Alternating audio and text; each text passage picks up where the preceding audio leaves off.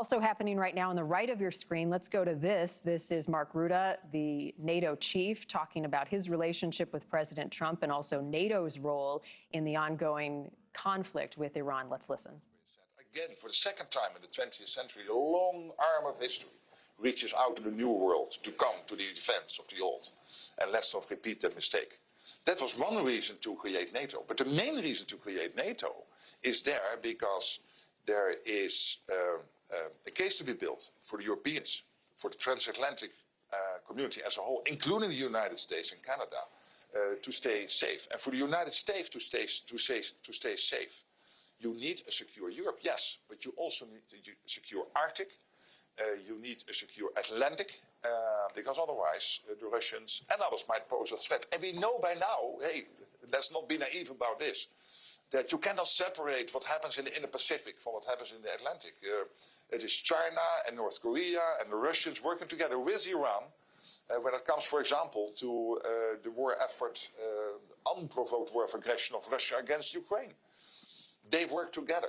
This is worldwide, and we have to work together. I'm not pleading for NATO to expand to the Indo-Pacific, but the fact that we have that close cooperation now with Japan, with Korea, South Korea, with obviously Australia and New Zealand, I think is evidence of that. So for all these reasons, if my family lives here in the United States, and they are partly Americans anyway by birth, and others have moved here after the Second World War, they deeply sense that for the US to stay safe, we have to stick together, and we need this transatlantic partnership.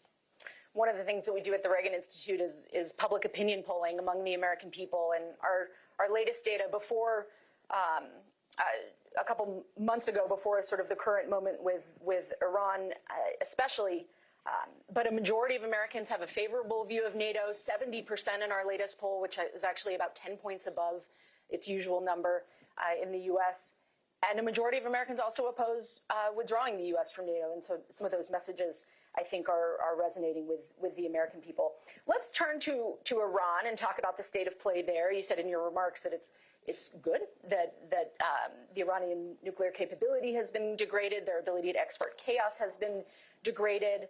The president, of course, has been very critical of NATO allies in particular for failing to support efforts in Iran sufficiently. We're now 2 days into what hopes to be a 2-week ceasefire. The Strait of Hormuz activity remains very limited, even with the ceasefire. But this coalition of European nations that's now signed on to lead freedom of operation navigations in the Strait of Hormuz, share with us, if you can, some specifics as you understand them. What countries, you've said some countries are stepping up, others not so much. Which countries are stepping up?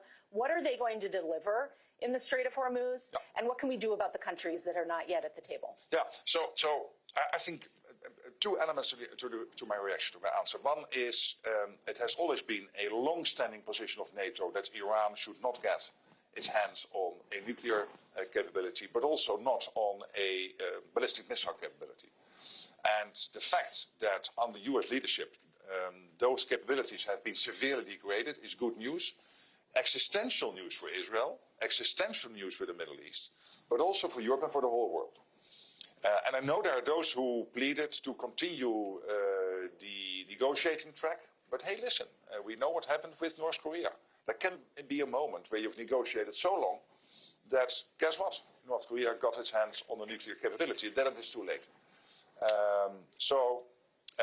NATO always being clear that Iran should not be able to get its hands on those capabilities. So then, when the US started the campaign late February, on that last Saturday in February, there are long-standing arrangements and agreements with European allies on overflight, on basing, there are examples of European countries that had to shut down their commercial airports because they had to host tanker planes from the US. Fine, I mean, this is the deals they made before, this is exactly what we need.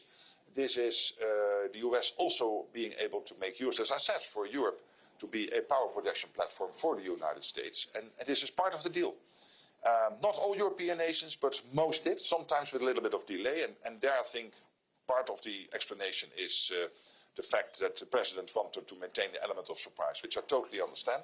But that also meant that there was not a lot of prior consultation. Thank you for watching. Subscribe below and download our NewsNation app right now on your phone, and you will get fact-based, unbiased news for all Americans.